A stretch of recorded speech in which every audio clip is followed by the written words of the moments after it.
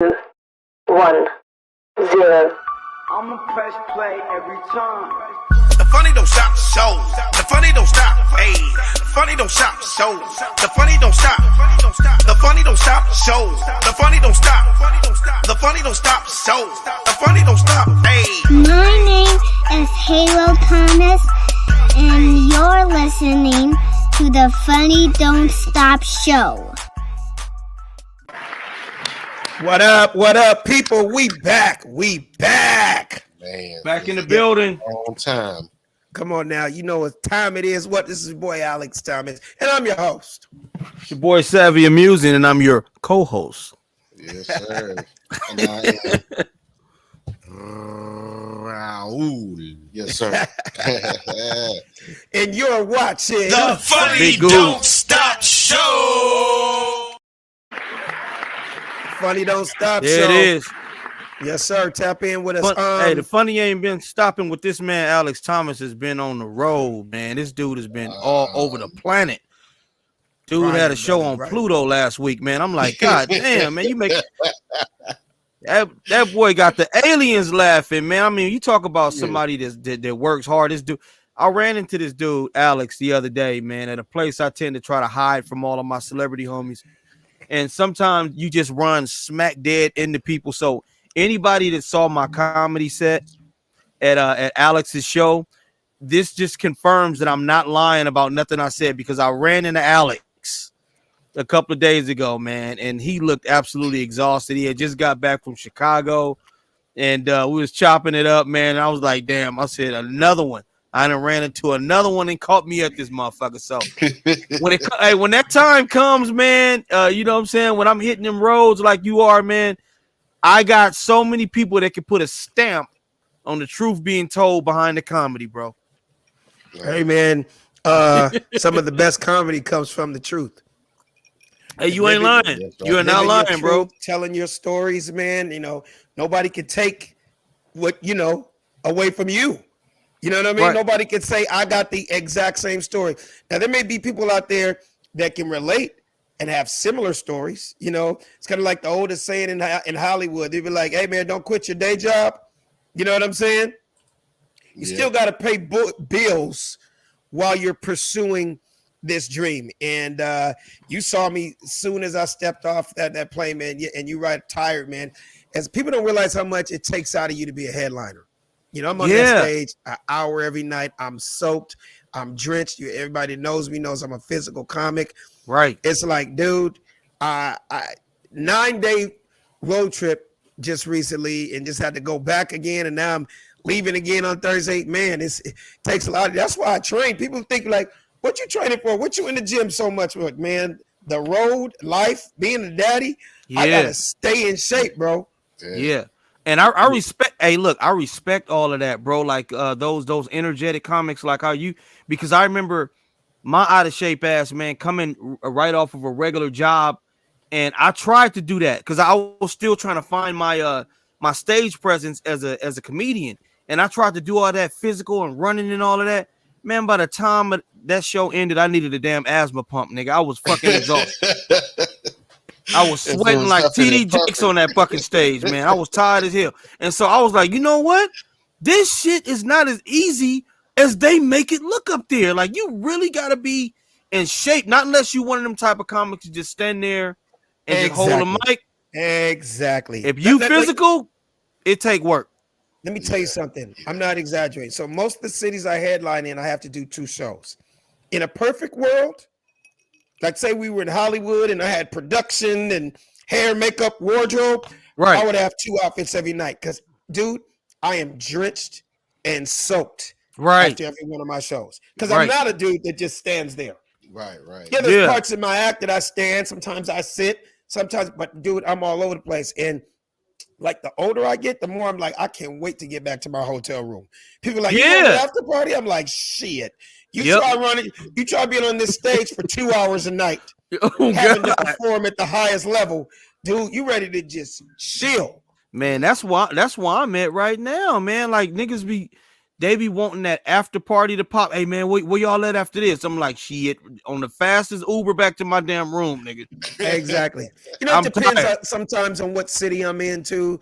On the majority, you know, if my family's with me or if I have friends, like say y'all were in town, then I'll Yeah. be like, you know what, let's go somewhere, smoke a cigar, maybe hang out. But Yeah. on the majority, and then you got to understand, after I do an hour on the stage, I'm there for another 30 minutes taking pictures, Yeah. signing autographs, and selling books. Yeah. Dude, it is a really, like, when I tell you I relax during the day, everyone on the golf Yeah. course, I go smoke a cigar somewhere, I'm getting ready for my long ass evening. Yeah. You know what I mean? So when do you rest, man? Like on the plane, on the ride home? Definitely that. Every plane I get on, that's why I take red eyes so I can go to sleep. Yeah. Wake up when I get to the next city. Obviously, the hotel room is my best friend. Because remember, for me, I'm not one of those dudes that, like, no matter what city I go to, I'm on a golf course. If the sun is out, I'm on a golf course. Right. So that's my relaxation. Not have to think about work tonight.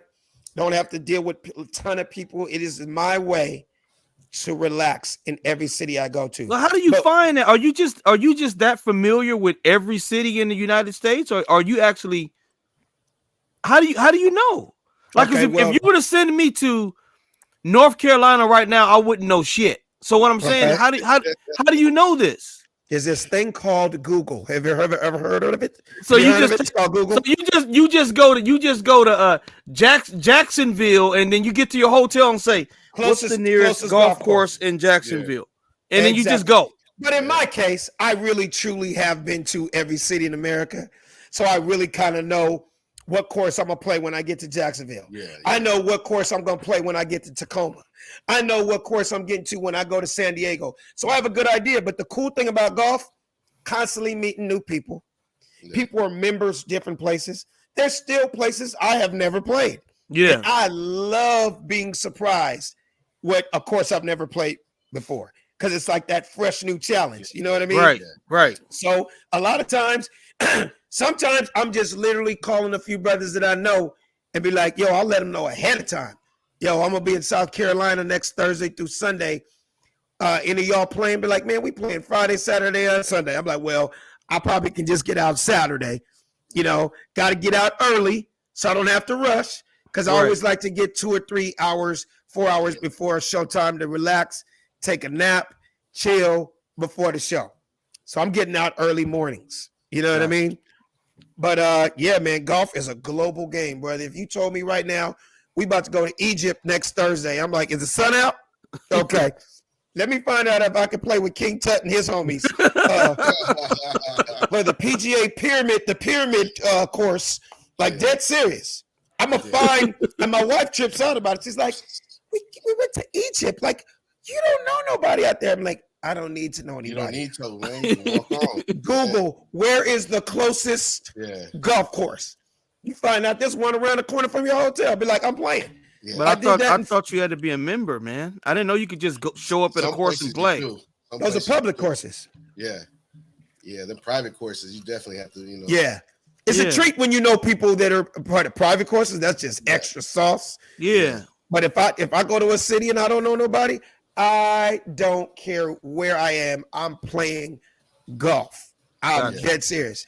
I'm talking about you already know my story from my wife, man. We'll be in Aruba, we'll be in France, we'll be in Spain, we'll be in Egypt, we'll be in goddamn Jerusalem.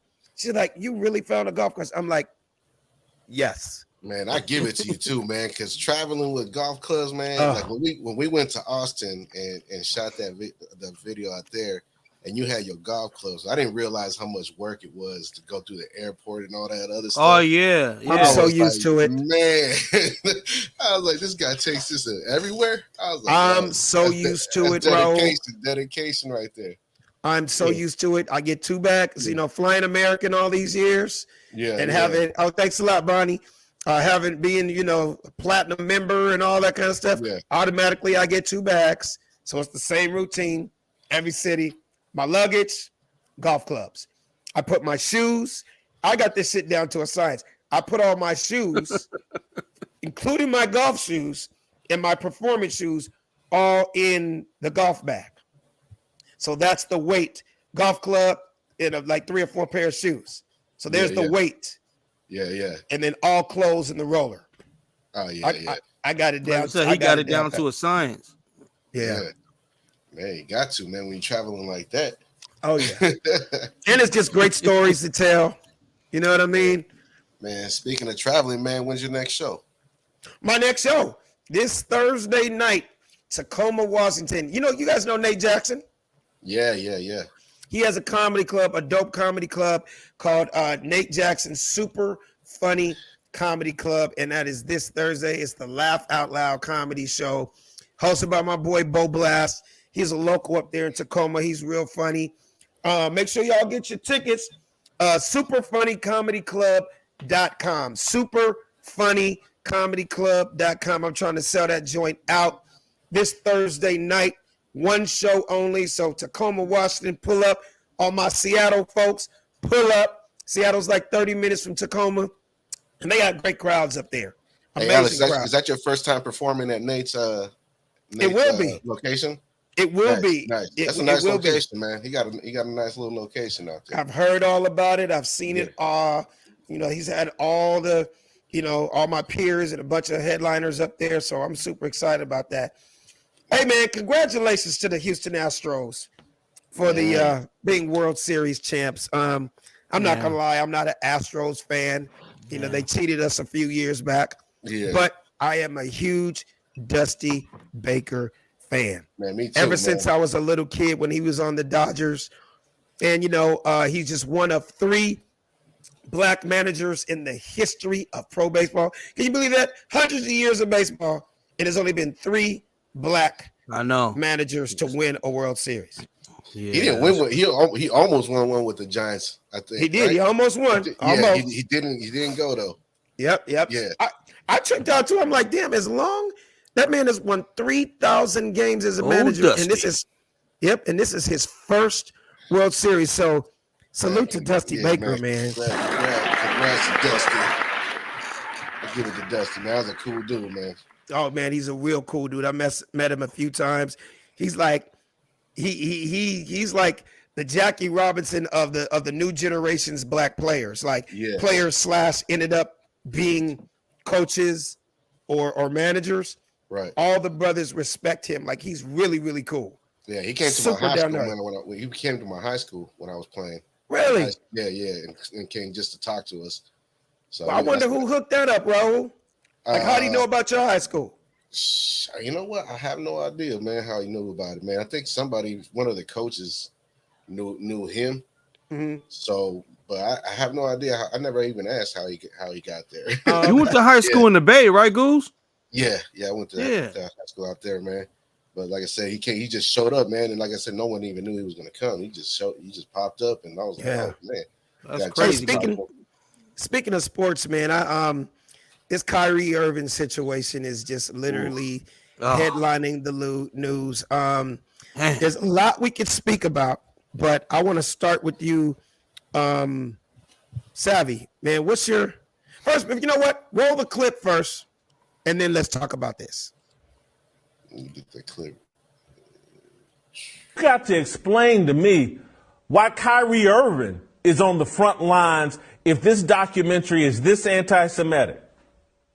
Why is Kyrie Irving on the front line and not Jeff Bezos and Amazon? Kyrie Irving's not going to make a dime off of this documentary. Kyrie Irving didn't put the documentary together. He didn't put it on Amazon. And so this whole outrage over Kyrie Irving seems completely dishonest to me. Because if this documentary is as negative and as harmful as they're arguing, why wouldn't you take it up with Jeff Bezos and Amazon? That's who platformed it. That's who's profiting from it. He retweeted the graphic image that was probably taken from Amazon and Jeff Bezos' corporation.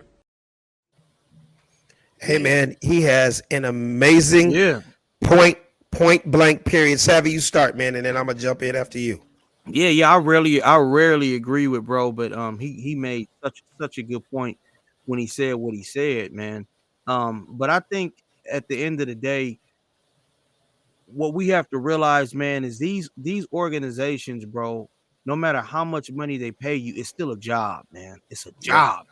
And they're gonna tell you what you can and can't do. You know, I mean, our free speech is constantly tampered with when you do things like that. Now, I agree with, you know,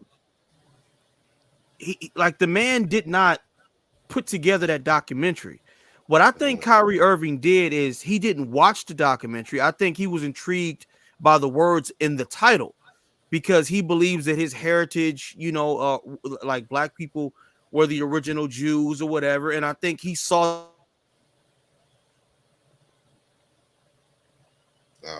Did he He froze up.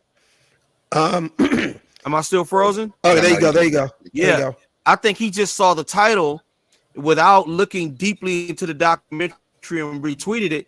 And then people that did see the documentary was like, oh no, like he wrong for that, you know, and they ended up hitting the man with something that he didn't expect to see, you know. But I believe that his punishment is much too harsh because it's all about your intention. And I don't believe his intention was to be anti-Semitic. I don't. And here's another thing, man. It's like, if they're going to, like, say, for instance, you know, punish, you know, the Nets are punishing him, whatever, fines, suspensions, and then Nike's taking away his multi-million-dollar shoe deal. You know, they're not going to tolerate what? Someone screenshotting something that they thought was interesting. Right. They just simply said facts. Right. Now, how many of us, you know, don't agree? You may like something that I don't, but I'm not ostracizing you because of that. That's number one. Number two, yes, like he said, you're going to take Nike, you're going to take his multi-million-dollar shoe deal away, but you're going to keep your products on Amazon. If we went to Amazon right now, whether you want to get soccer cleats, a baseball hat, some shoes, LeBron, anything and everything you can think of in this world that comes to your mind with the name Nike on it, you can go to Amazon right now and buy it. Right. So if it was so anti-Semitic, okay, Amazon, why are you still selling your stuff on Jeff Bezos' platform? Right. His platform is called Amazon. Mm-hmm. He also does movies on there. Hebrews to Negroes is on Amazon. Right. Jeff Bezos, at the end of the day, gets paid off of that. That's right. If it was really a issue with that, why would they not be like, you know what, Jeff Bezos, you're anti-Semitic for selling that bullshit on your platform? Right. Why would it be Kyrie? Why? Why now? And why are we ostracizing this brother for just saying whether, you know, a comment, whether he hated it or he liked it or he thought it was good? I mean, why are we acting like he created this? Yeah. And to go to show you also, guys, the power of a superstar individual like Kyrie. They said that the streams of that documentary has been through the roof. I was just about to say that. Roof. Yeah. I was Jeff Bezos really like, oh my God, thank you, Kyrie. Yeah. Thank you so much. Absolutely. They should be breaking him off right now. They should be. They ought to cut him a check. I'm going to download this shit tonight. I was going to see if I could see it on YouTube. I want to see it myself. I had been hearing about it for a while. Right? Yeah. So I was hip to it, but I'm not going to lie and say I knew everything about it. Yeah. You know what I mean? But think about the millions of people that are in the exact same boat as us. Yep. Because now people want to see, let's see exactly what the hell this we want to find the problem.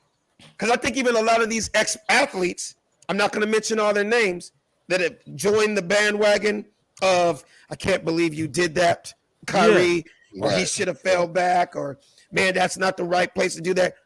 I want to say 95% of them hadn't seen this shit. But after they watch it, they're probably going to be enlightened and more knowledgeable about the truth. Yeah. Right. But for whatever reason, like I said, I can't speak on, all I know is the title because I haven't seen it. Hebrews to Negroes. But I want to watch it to see what offended the Jewish people. I want to know what, like, I want to see what what in it triggered them to be hurt and upset. That's why I would like to watch it, because I don't know. Mm-hmm. I don't either. I can't speak on that part of it, and I'm going to check it out myself. Yeah, but I know that I don't know what the numbers are, but I can only imagine. Oh, it went through the roof, man. Yeah, oh yeah, without a doubt. Yeah, after the Kyrie controversy, it went through the roof. And then obviously with two huge names like him and Kanye both talking about this topic, right? You know what I mean? That's how cold his business is, man. Is that he, like I said, they making so much money and sales and streams off of this right now. Negativity, and they're not breaking him off nothing at all, man. Nothing. But he will get. They're pointing the finger at him, and that's what I don't. That's what I. Right. He got none of the benefits and all the criticism. Yeah, man. Like Raul and I were talking about it earlier today, man. I hate that at the end of the day, it still comes down to these owners and these teams saying, just shut up and dribble. That's right. We don't want to hear your opinions. We don't want to hear what you black dudes have to say. We just want to see you score, win some championships, make your millions right off into the sunset, but let other people talk. But a lot of times as black men that are in a powerful position in crazy times like this, sometimes we need brothers to step up and speak. Because sometimes staying silent or oblivious to a situation, that's not helping. Yeah. The youngsters and the people that are coming up. Yeah.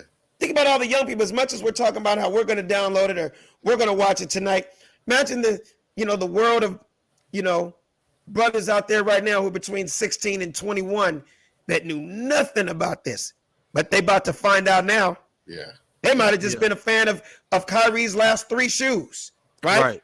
With no father, uncle, big brother, or mom with any type of knowledge of this. It took that athlete that you've been wearing his shoes, wearing his jersey, to actually find out about the history and the coalition between Jews and blacks. Right. At the end of the day, it's still going to be sort of educational for a lot of people. Right, for sure. Yeah, this is true. Because like I said, I didn't know anything about it. So I would like to be informed myself and get the right information. It's just in this day and time, man, I honestly feel like, I know it's not everybody's job. Everybody has their own lives. Men are the fathers of their households, and they got their own lives to deal with. But I feel like if we ever, in our times of living right now, needed a real leader, it's now. You know what I mean? We got close with Obama. Rest in peace. Martin Luther King, what he did in the 60s. But it's almost like because there's so much a lack of leadership in homes, and it's unfortunate that these black mothers have to be daddy and mama and everything. It would be dope if 5 huge stars, African American, that would stand up and be like, man, so much of the bullshit that's going on needs to stop. And what I mean by that in particular, all the murders and all the killing, black on black, in these major cities, whether it's Chicago, Philly, Memphis, whatever, Miami, wherever these places are, there's just tons of murders, and it's happening left and right. Yep. These dudes are just out of control right now. There's no superstar dude or few of them that are going, stop it, black people. What are we thinking? This is what they want. That's what yeah. They want us to kill each other. Yeah. And we just falling right in the pocket. It's ignorant. So rest in peace, Takeoff.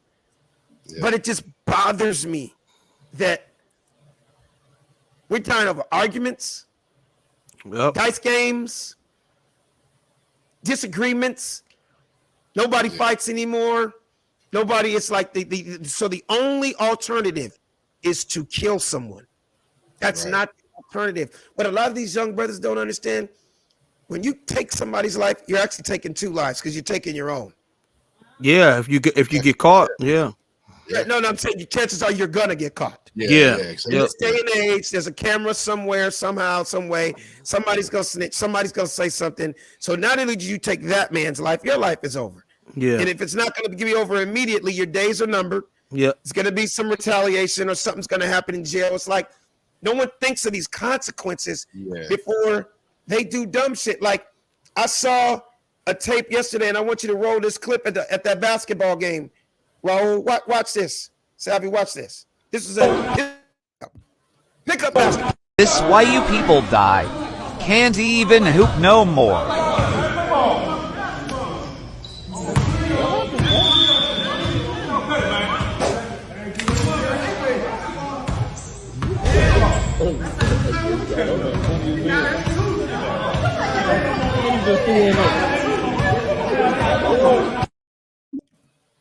Come on, man. That's not funny. That's Is that necessary? Man, these guys act like they playing for money for millions of dollars over there, man. That's ridiculous. But guess what, Raul? I don't care if it was $10 million. You're bringing a gun on the basketball court in case of what? A hard foul? Somebody talk about your mama? Somebody traveling and you say you didn't? So somebody say, F you and punch you in the face? That dude has to die? But see, Alex, it feels like that's the new culture for whatever reason. Like if the thing about it, man, I used to concern myself about being a punk. Go to the club, somebody step on your shoes. I used to concern myself with like, man, if I walk away from this dude, I'm a punk or whatever. But now I'm hesitant to really squab with somebody because it used to be only two things can happen. Either you're going to whoop his ass or he going to whoop yours. Now you might die. You might die because if the worst thing that can happen is you get beat up, so what? But if you leaving the club zipped up in a bag because you got into an argument, it ain't even worth it no more. But that's the era that we in. Yeah, Nobody's fighting.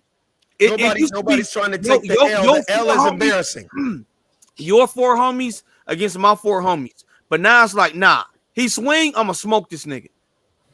And that's the part it's tripping me out. And bro, man. I don't know if it's because we act like, oh, females are watching, so I can't get knocked out, or this dude got his camera phone, so I'm gonna look the hardest by busting on him. I really don't know what it is, bro. And then in your life? Yeah, that's what I'm saying. For a split dumbass decision, 10 seconds to change the rest of 10 years, the next 10 years of your life. It don't make sense, man. Like I said. And that's the whole thing, bro. Like if you look at that video, that dude had like 4 or 5 seconds to think about it before he even got to the gun. To sit there and like, man, you know what? I shouldn't do this. Right. But what I'm saying, and that's the scary part, that the common sense is not there to sit there and be like, that's a great point. And Raul, it's like his common sense tells him that it can get that bad on a basketball court. Yeah. So what you think? So the dude that was guarding you all game, maybe he got a gun too. Right. Why even have it? Right. What like, and the average brother on the street, especially nowadays, they all have the same. I hear it every city I go. I'd rather get caught with it than caught without it. I understand the whole, hey man, do you know who we are? And man, you got to protect yourself. It's every man for his own. But there's a time and a place for it. It is the basketball court. Right. One of the places. Was his life being threatened? Yeah. And do you think your life is going to be threatened on a basketball court with 10 other people? Like that shows they're not even in the mental place. Right.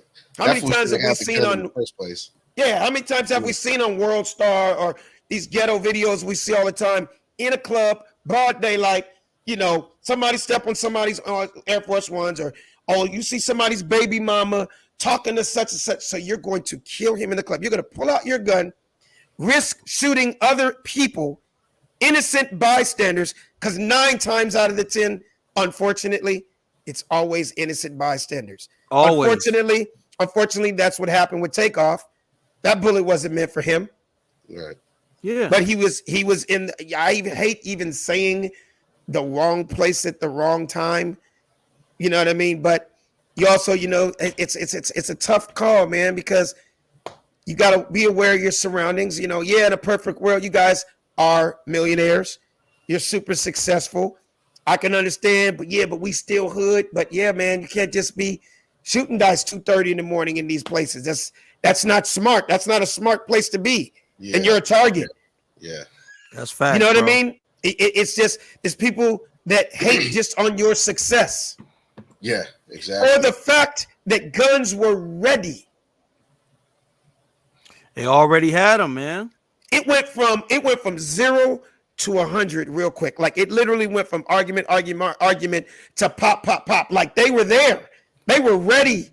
And you know what I'm saying? Was a very like nobody even attempted to fight a second. Not one. That means after the first punch, I'm gonna kill you. I'm not even gonna attempt to fight you.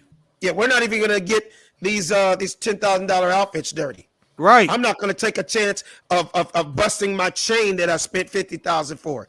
So you'll just pull out a gun real quick. Now, Alex, I could see, like you said, when we use the word self-defense, correct? Right. Now I could see if we're all hanging out, right? And I have a gun and I'm being just stomped to the ground to where I feel myself blacking out. Then I'm gonna shoot you because I don't want to die. Yeah, now you're feeling your life is in danger. You know what I'm saying? Yeah, but you know what I feel, Savvy? I feel like these dudes nowadays, they'll tell you, the hood will tell you, I feel like every day I walk out the door, my life is in danger. Yeah. That's sad to be saying that because also I find that every city I go to, there's good and bad. Yeah. You also you got to be aware of the places you're going. Yeah, you frequent those type of spots.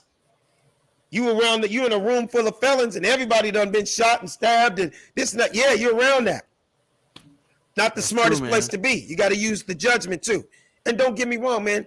I'm wondering. It can happen at a fine restaurant in Beverly Hills. But the bottom line is there's certain places the chances go up. Do you feel like, Alex, because a lot of people, even Kanye mentioned this before, do you feel like it's the culture of hip hop and what they promote and what they talk about? Do you feel Absolutely, like that has a lot 1,000%. 100%. 1,000%. You want to say first, Raul? Say what you're gonna say. Yeah, let's say Goose. Well, like I said, me being an audio engineer, man, I'm very, it's about frequency, right? And you got to think about what frequency is being put out in the air in this universe right now. That's the majority. Your number one music is hip hop, which degrades. It's all about drugs, females, money, sex, murder, all that.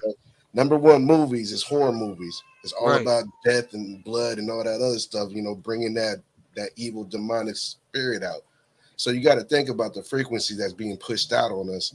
And it's not being pushed out on country music. It's not being pushed out on reggae music. It's not being pushed out on anything else but hip hop. Yeah, and it can tell, and you can tell. You know what I'm saying? Of course, You can see what's the results of what they're doing. And that's why they, Alex said it. So good is that there's no leader out there like that that's sitting there speaking strong about being strong. A strong-minded person. Because at the end of the day, they don't want that. You got to remember, people that are empowered, bro, you can't have power. You can't control people that are intelligent. They have their own mind. They're not followers. You can't have their own agenda. Right. And so they got to dumb you down. The same reason why in slavery they didn't want the black folks to read. Because they didn't want to be, it's easier to control an ignorant fool than to control a exactly. So, and here's another thing, you guys. Unfortunately, positivity doesn't sell nowadays.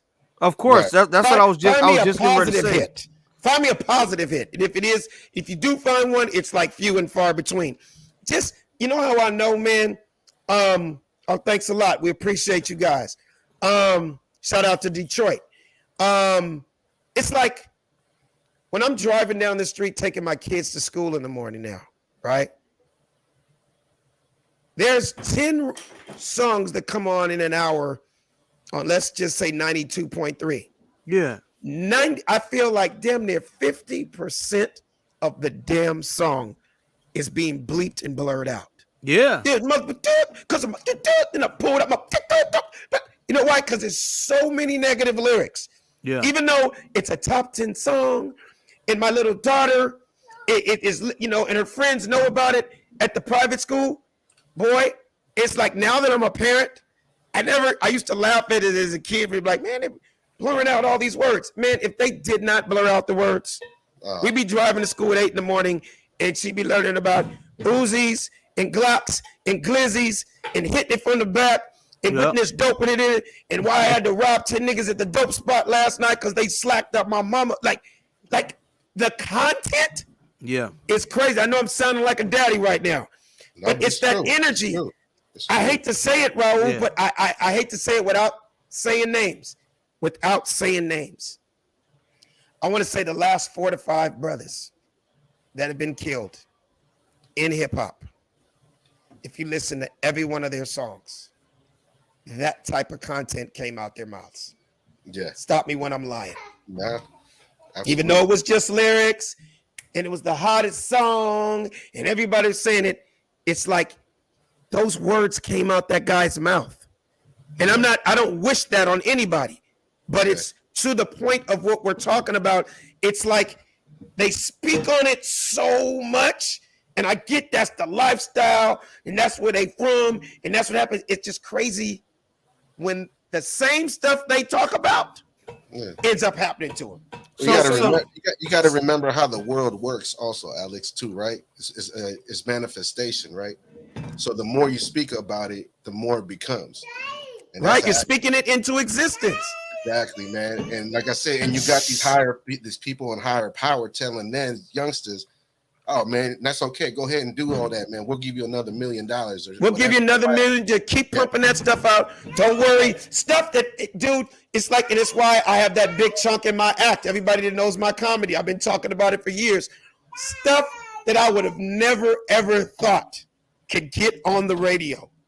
It's on the radio like crazy. Yeah. All they got to do is blurp it out. Whether it's WAP talking about wet ass coochie, and your daughters are hearing that, or it's the dude talking about his new Glock and what he gonna do to the ops. And what happened when we smoked such and such last week. And if you don't have my money, this and that's gonna happen. And dope money and trap money. It's just like it's so glamorized. And then you know what kills me? We see these dudes getting killed for these chains left and right, right? I don't know. Again, call me old. Stop. If that many people were getting jacked for chains, I wouldn't be wearing that many chains anymore. It's it ain't stopped. It ain't slowed down. The chains are getting bigger and bigger. When I'm on Instagram and I'm looking at these dudes' chains now, don't get me wrong. Black folks, hip hop, gold, chains, ice have been hand in hand for the last, 30 years of our lives, right? Right. I swear to God, these niggas are running out of ideas. I'm seeing niggas with iced out elephants, dolphins, iced out grizzly bears. And I'm like, these niggas is running out of.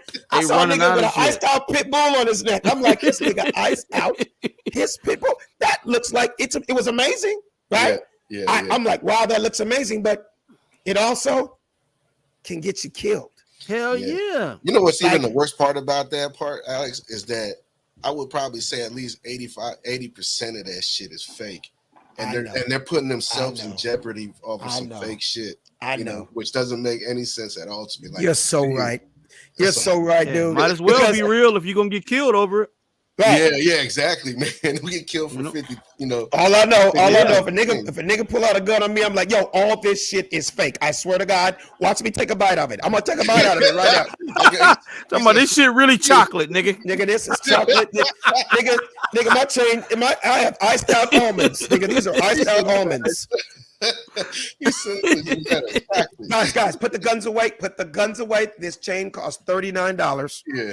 At the Slauson swap meet. Believe it or not, I got the receipts to prove it. Talking about nigga, is it C's candy? Yeah, you remember. Hey, remember the necklaces you make? Nigga, I ain't never had no C's candy. Hey, remember the necklaces you make and you can sit there and just buy them little candy, you should give them a little candy necklace. Guys, put the guns away. This is made out of Skittles. This is made out of Skittles, guys. It's Skittles. Shiny Skittles. It's almost so Alex, worth doing a fake chain and keeping your life and being honest Yeah. versus saying it costs that much. Because let's just be real, dude. It's almost like Halloween now every day with these rappers. It's almost like it's costume jewelry, because you cannot tell me that I've never heard of you. I've never heard your song. I ain't even seen your video. Right. And you have a $400,000 chain on. That's what I'm saying. Right. Like either you're selling drugs or you really have that kind of money to buy that kind of chain. Right. Something's not adding up. Like, so you really gonna put your life on the line to get shot and killed. Right. And you're gonna still stand in front of the dude with the gun and act like this shit is real? That's true. This is true. That's when all the truth needs to come out, nigga. But man, you want to know what, man? Because something y'all intrigued me when we start talking about frequency. So I noticed for the people that's recognized me when I've been out, it's always been love. It's always been positive. Yeah. Always. You know, they had a biggest smile on their face. Yeah. Well, we're comedians, man. We make people laugh. We make people smile. And that's good vibes. You know, smoke all of you, smoking the op pack and all that. Would the energy be different? When I met certain people, would they be like, oh, that's that motherfucker that got that song saying he'll do this. Let's go find out if he'll really do it. Is it that way? Is that the way it works? You got cut off when you froze. We didn't hear what you said in the beginning. Say it again. I was saying, you know, with me putting funny and positive energy out there, it seems like when the people recognize me, that positive energy comes back. But if I was a rapper and I was saying like, yo, I'll smoke all your dead homies and I'm on this block and I'm on that block, will the energy be different for some people? Of course it would be. But you know, some people love these guys. Yeah. No, I get it. And you can say they love them all they want, but the same people that are saying they love them, there's also people out to get them. Right. Remember, as comedians, we're in we have a different vibe. We have a different frequency. We make people laugh. We make people smile. We're not saying F you. Yeah. We're not saying F your mama, your homies, and did it and come see me. Yeah, right. What I said on record. Yeah, I said it. Come to the comedy club. Sit in the front row, homie. Yeah. Now I want you to sit in the front row so I can, them tears of bullets over your eyes, I want to bring tears of joy and laughter to go over the bullets and over them dead body tears you got on your face. You get what I'm saying? We make people smile and laugh, and that's why, that's what God has blessed us with, man. Rappers get checked. Like in real life. They like, oh, y'all, that stuff you was talking about on such and such, homie. Let's see if that's just real. Yeah. What are they gonna do with us? Set up and see if we really that funny in person? Yeah, that's true. That's true. Even though there are some idiots out there, but for the most part, it's always positive energy. Oh, always positive. Yeah, always positive, and that's our gift. But rappers, man, unfortunately, they get tested. But remember, I think the ones that part of hip hop get the ones that I was about to say that shit talking. Yeah, some of them that out there that are really, like I said, kind of down to earth type. Just doing their thing and just enjoying the business aspect of it. But you got those, like you said, those young liar type of dudes. Yeah. And remember this. Hip hop, since the beginning of time, kind of like is on some what I got, what you don't have. Yeah. I got, my wife is better than yours. Right. My car is nicer than yours. Right. My watch is more expensive than yours. You ain't shit because you don't have 10 bathrooms and you don't have 10 pools in your house. It's always, I'm better than you and you ain't shit. That's hip hop. Right. That's not us as comedians. We're trying to relate to you. We're trying to say, remember this, remember that. Don't you hate when? Has anybody ever had this in their life? And we're talking stories and we're relating to you. I'm never going on stage saying I'm better than you and you ain't shit. Right. You know what I'm saying? I don't want you to leave this place disliking me or wanting to beat my ass. Right. I want you to leave this a better person. I want you to leave feeling like coming to my show was therapy for you. You might have went through a bad day. You might have had somebody shoot at you today. You might have just got out of jail today. You might have just buried a loved one. I'm helping you forget about all that and laugh and smile and put the gun down and give me a hug, brother. Right. Yeah. You know what I'm saying? But see, the difference, I think, though, Alex, is, when he's got, all right, this is the question I think I want to ask. do these record company executives ask the artist to talk about that type of shit, or the artist just does it and the record company say, "Great, I'll put it out there"? You go first, Raul, and then and I got something serious to say about that. No, there's times where they will ask for it. You know what I'm saying? Because they do. There is a wanted list out there that comes out almost like every month or every 2 weeks in the music industry, and it's like the label will say, "All right, this artist is looking for songs like this, topics like this, that sound like this." So they do cater sometimes to it, but a lot of times it's just they understand that there's an agenda when they sign the deal. You know what I'm saying? It's just the fact that it was crazy. My homeboy got signed, and one day, we used to do a lot of music to produce together a lot. And one day he just said, "You know what? I can't work with you right now because I'm under contract." I'm like, "What?" I'm like, "What are you talking about?" He's like, "The contract basically says I can't work with no other artists outside the label, or no other producers or artists outside the label." And he didn't know that until after he already, cashed his advancement check. You know what I'm saying? And so he ended up getting stuck. He ended up feeling bad and going into depression because a lot of the people that were helping him get up there, he couldn't help out no more, or he couldn't work with them. You know what I'm saying? Yeah. And so he went into a bad place, to where it was like, damn, it was just a lot of negative stuff around. He wasn't around people that bought him up. He just, he was around the label. So here's my take on it, Savvy. No, they're not handing out assignments. You know what I mean? Hey, talk about this. No, the record labels pay attention to the analytics, the climate, and they're in the numbers, genres, and what's selling, right?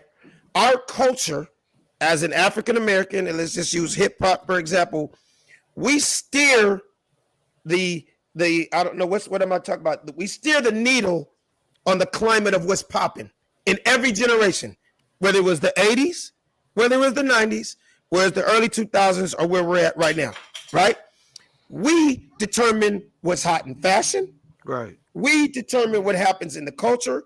We also determine what goes down as far as lyrically, right? So every day, they don't even have to go. That's why the A&R job is kind of extinct now in the music business because it's just walking in their door every day. They don't have to spend money to find it. And now you got the internet. All they got to do is, I'm going to use drill music for an example. Are you familiar with drill music? Yes. That whole Chief Keef, Chicago sound for these last 10 years. Yeah. Drill, everybody that really knows the truth is AKA Kill, right? That's that murder music, started in Chicago. I don't know if it was the West Side, South Side, whatever, blah, blah, blah. It blew up. Those numbers are crazy. Those dudes are selling millions and millions of albums. And the underground drill rappers were getting millions and millions and millions of views. Yeah. So what does the record label do? If they see these little niggas doing this on their own, all they got to do is keep feeding into it. Those are the niggas we gonna put the money behind. Yeah, let them keep doing what they're doing. Keep killing, keep talking about killing, and we're gonna fund that. Next thing you know, you got white kids singing it. And then people were really in real life dying over these lyrics. Yeah. Before you know it, that's the new style. That's the new what everybody's talking about. Yeah, that's what's hot. That's what's hot. And unfortunately, what happens is, I even think the big time artists, again, not naming names, they kind of put an ear to it sometimes and be like, oh, so that's the kind of shit that's selling right now? I'm going to kind of do my version of it. Now, I'm not saying you're going to have a Jay-Z, a Nelly, a Kendrick Lamar that's going to be like, yeah, I'm going to start talking about killing because these niggas, no, those niggas painted and paved the way and they're sticking to their style and they were able to do it the way they did it. But to the young, they're influencing them. And let's just be real, the majority of the murders that are happening in America's major cities, New York, Chicago, Miami, Memphis, Detroit, man, the majority of all the murders with black on black in the streets is 16 to 25. So if they can keep the youth killing, Mm-hmm. and the music is going through the roof, they're gonna keep funding it. Yeah. They And the don't care if thing people have about to it, die. man, They don't care about the bloodshed. No, and it's like hell the no. executive doesn't really trip because it's not like the royalties are gonna stop. When the No. person dies, they usually They- make more money, They sadly. make more money. They Yeah. make more And let's money. just be real. They don't have no personal connection to those dudes. Yeah. No. That's like I own a business and you just happen to be my employee. Sad to hear that you got shot in the parking lot the other day, but I kind of knew that when you came in here. Yeah, I got to When Yeah, you walked yeah, through, when you walked in here the first day and your hit song was "Fuck the Ops," I kind of Right. had an idea. It's It kinda could what you happen. do. It could happen. Yeah. You know what I'm saying? They know the power. If your song is "Fuck the Ops," it gets 100 billion views, and it's in heavy rotation.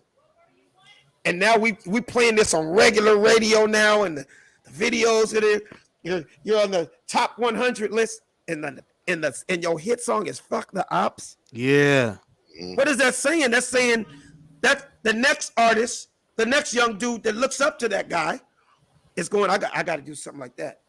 I got to do something like that. And he's doing it. His song's different, but it's on the same lines. Right. They're playing that in the club, and somebody gets shot in the parking lot. In every city in America after these clubs.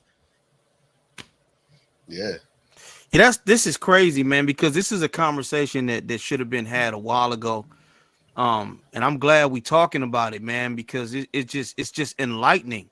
Because I used to want to do that, man. I used to want to rap. And most of the reason I want to do it is I believe why every other teenager used to want to, because of the money and the women. Of course. We saw that good money coming in, and the women love you, and that's why you wanted to do it. But to know that you will probably be dead by 28.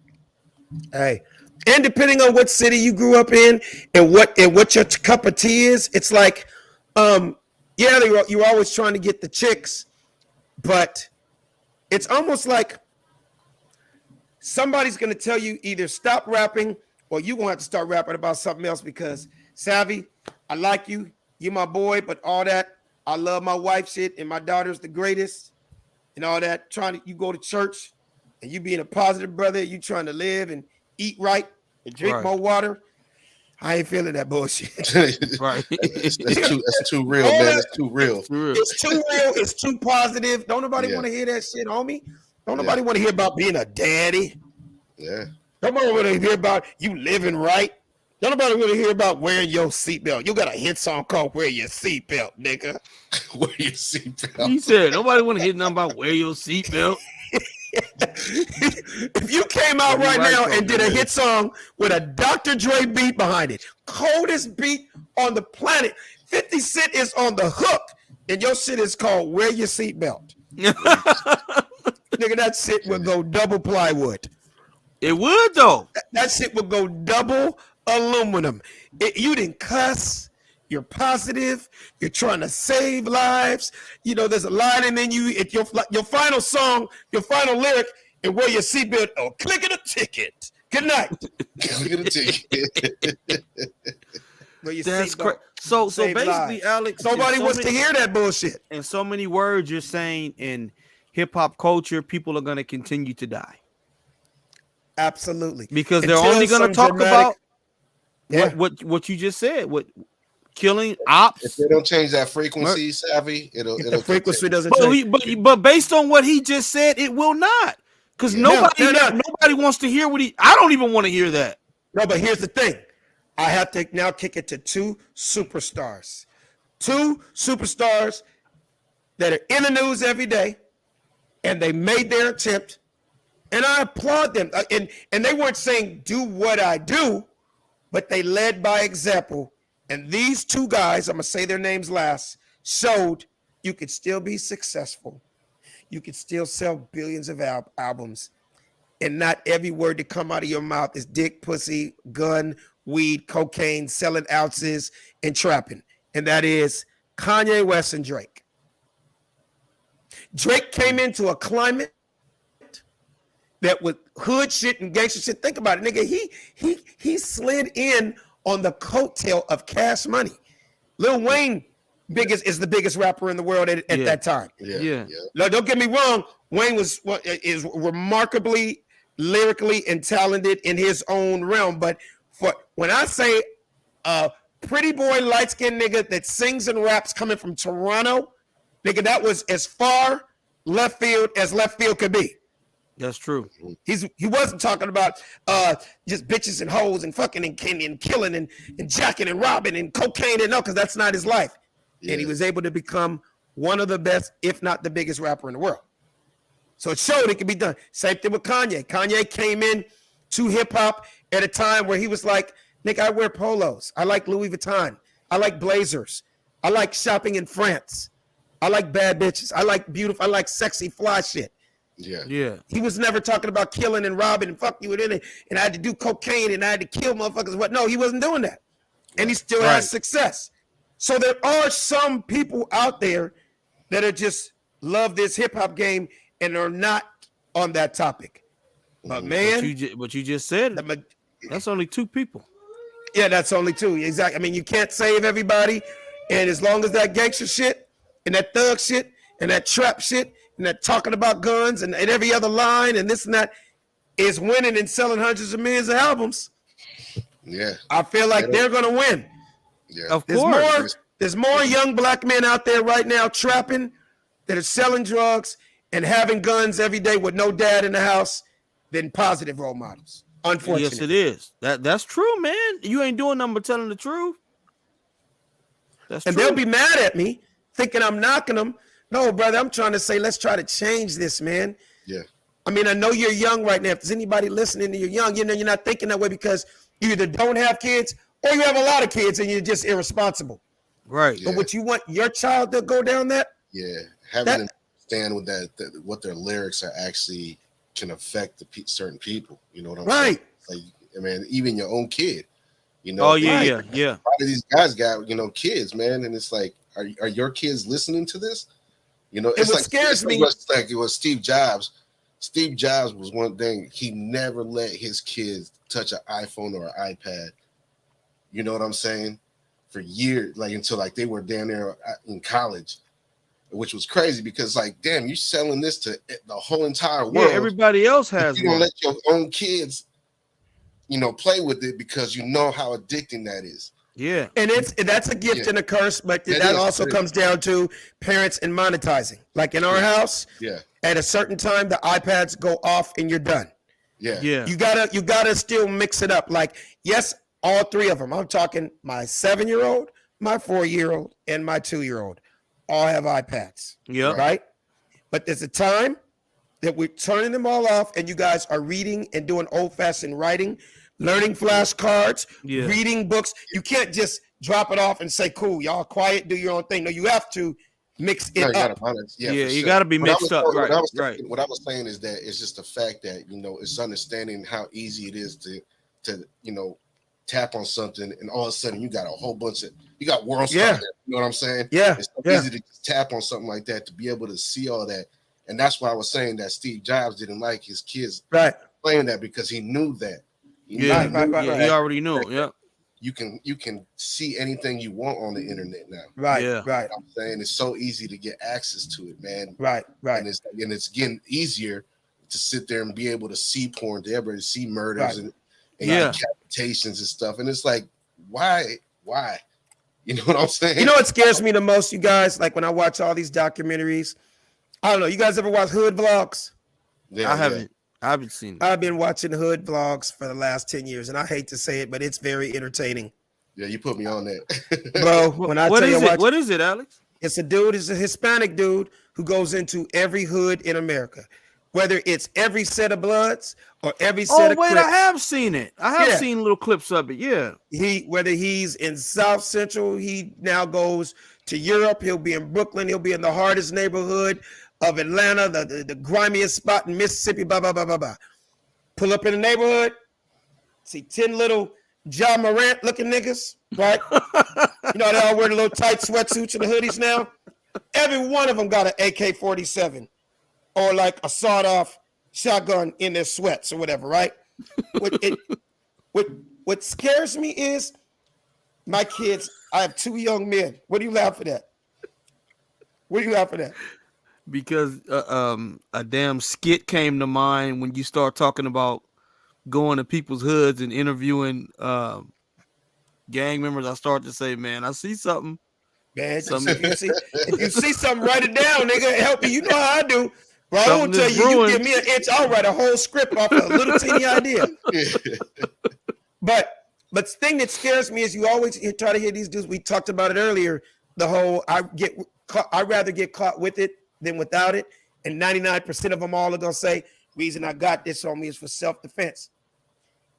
Dude, I feel differently sometimes. I feel like the reason you have that 12 gauge in your sweats right now is because you can't wait to use it. Of course. Not just, oh, no, me as a grown-ass man in his 50s, no, I have guns for protection, nigga. Right. You got to truly protect your family and yourself. True, like, I'm the nicest guy on the planet. Right. If you come in my house, you're going to meet a commando nigga that you never knew. Alex Thomas, the comedian, shot that nigga 32 times. Yes, he did. That nigga just got an extended clip. Yeah. From the roof. Yeah, like this nigga. They have video of this nigga on the roof laying niggas down. like I'm truly protecting my family. No, nigga, right. You're just standing on the stoop. You're just in the parking lot at the club. You're hanging out your boy's house in the front yard, and all 9 of you got guns. No, you're gonna infuse harm on somebody because they looked at you wrong. Yeah, that's not protection. Because he said F your mama. Yeah. You know what I mean? They're waiting for that moment, man. They're waiting for it. And what scares me, man, is how we talked about no more fighting. When my boys are teenagers, it could just be a regular old fight at the football game. Yeah. Or a fight at the school dance. Or he not get along with somebody at soccer practice and the dude just ready to shoot somebody and kill somebody. Yeah. That's the scary part to me. Yeah. Yeah, that's scary, man. Like no matter how much I put my kids in jiu-jitsu, no matter how much I put them in boxing, there's no way to train them if when he's in 8th grade and there's a dude also in 8th grade that he beat him in basketball and now he pulls out the gun on him. Yeah. That's why I'm saying I hope something changes soon. To even think about it. Yeah. We just got to stay aware, man. Or like you said, aware around the surroundings and where we at. That's the only thing we can do right now. Right. We in the crazy times right now, man. That's for sure. It's unfortunate, man, that because sometimes like I feel like hip hop is much more influential than comedy. Like you don't too many see. Kids rapping and doing rap music and making up dance to it is a very influential thing. But I just, I wish comedy worked like hip hop. I wish, when you were funny enough, you get an advantage. Yeah. He's froze up on us again.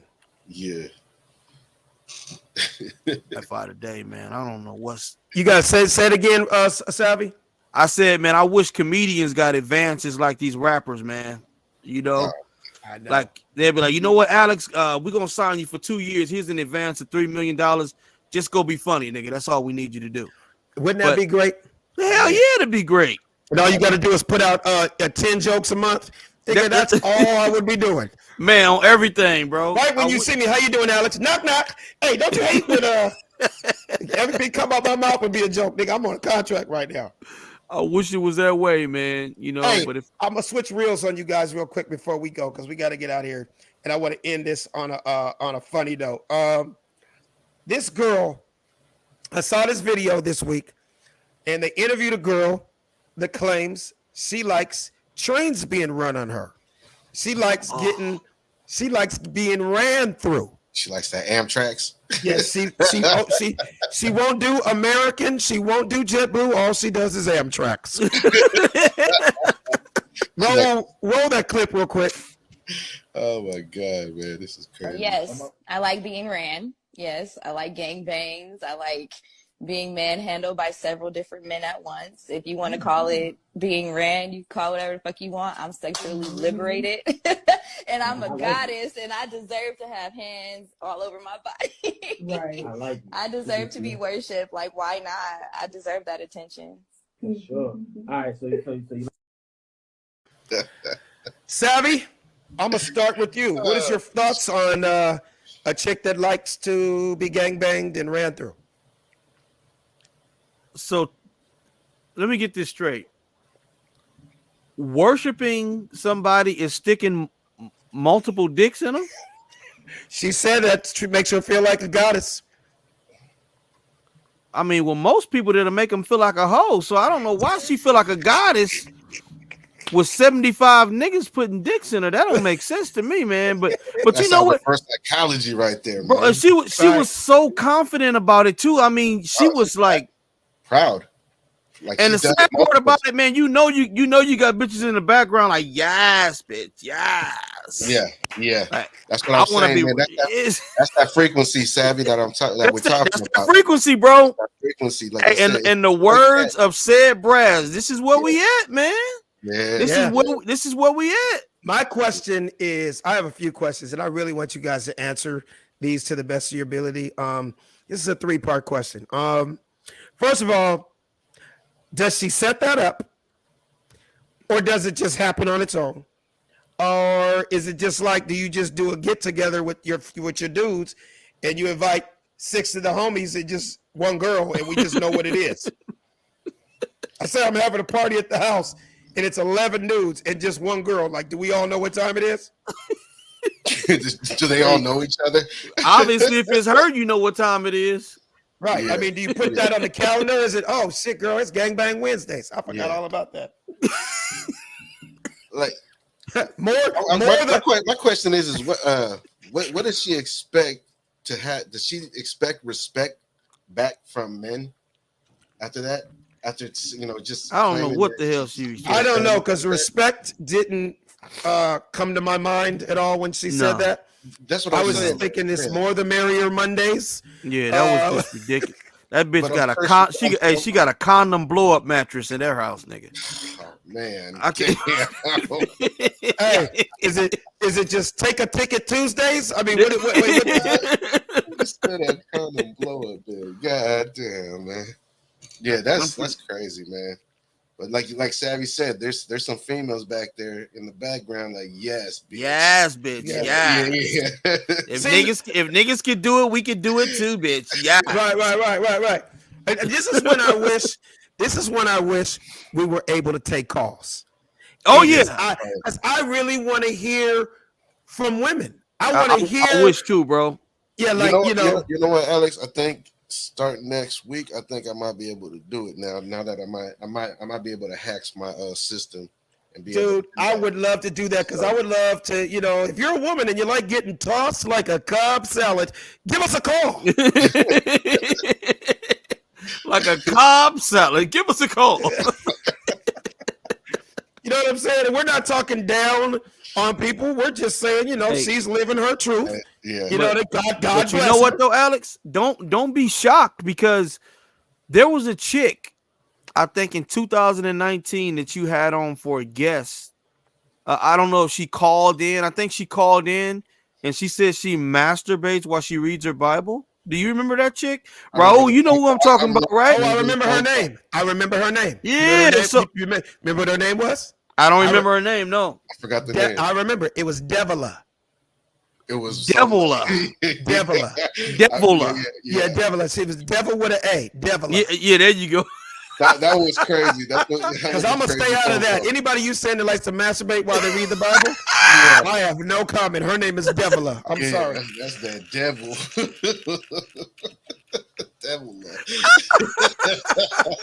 It took y'all 5 minutes to get that joke. I can't believe you guys. I'm like, God damn it, I'm just going to see if they laugh. I just got it, man. What took you guys so long?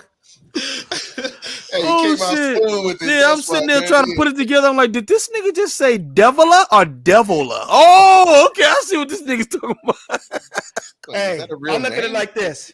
Some women like to make love to their spouses daily, right? Yeah. Old girl, Devila and all them other chicks, they want to fuck everybody in VIP, and who are we to hate on her goals? Man. That's true. She wants some people. I just want Drake, or I just like Usher. She's like, I want all 7 of you niggas tonight, and your friends and your bodyguards. Yep, I want you to all hit the same hole. That's what I want.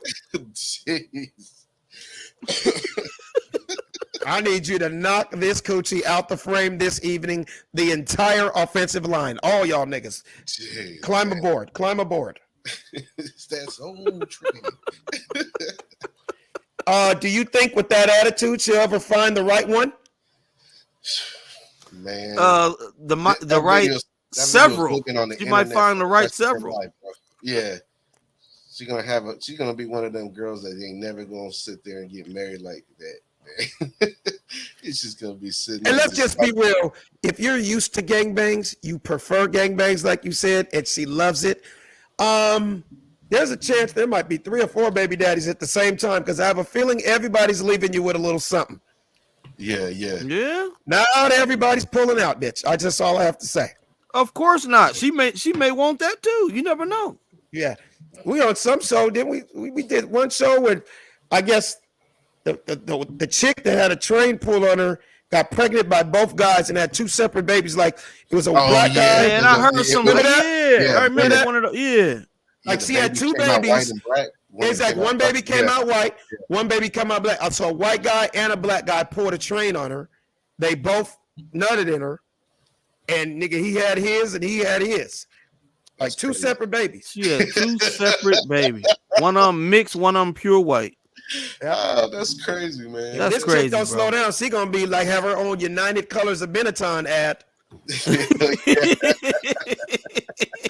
Like you have to learn 6 languages because every one of your babies speaks a different language. You had an Eskimo, a Hispanic, they from different continents. A black, a white, a Chinese. Jesus Christ! Like, them motherfuckers crying in different languages. I ain't never heard that shit before. So where did you go to a party at a sushi bar and just meet 6 niggas from different countries? That's where we at, man. This is where we at. That's hilarious, man. And don't you dare air this, Alex. Hey, we in the feminist era too, man. We may be called feminists for talking like that. But here's the thing: we're not making this up. We're going off of a video. Yeah, we ain't making it. We just simply talking about it. We're commentators and analysts off of what we see. Exactly. We did not make this up. They can run back the tape and say she enjoys getting ran through. 6, 7, 8 hands, 12 sets of balls, and 7 dicks. She said it. She did the math. Yeah, this ain't definitely no fake news. No, it ain't no fake news. That shit fact news, bro. Yeah, man. Right. Only thing I made up was the name Devila. So Devila. You know what I mean? That's about it. Unnecessary makeup on that one. Shit. Exactly. I'm pretty sure there's some people out there that would agree. So, hey, you guys, I had a ball as usual right here on the Funny Don't Stop show with my boy Savvy Amusing and my boy Raul. Shout out to our boy Sid Brass. He couldn't make it with us tonight because he had to pick somebody up from the airport. Shout out Sid. We love you, Sid. We know you're going to be back next week. And Savvy, let them know where they can find you at, bro. You can find your boy Savvy Amusing on Instagram, Facebook, pretty much everything social at Savvy Amusing. That's what's up. Raul. You can find me at the Big Goose, DABIGGUZ, all one word. That's what's up. And you can check me out at Funny Man Alex Thomas and every single Tuesday right here on The Funny Don't Stop Show. The Funny Don't Stop. Hey, the Funny Don't Stop Show. The Funny Don't Stop. The Funny Don't Stop Show. The Funny Don't Stop. The Funny Don't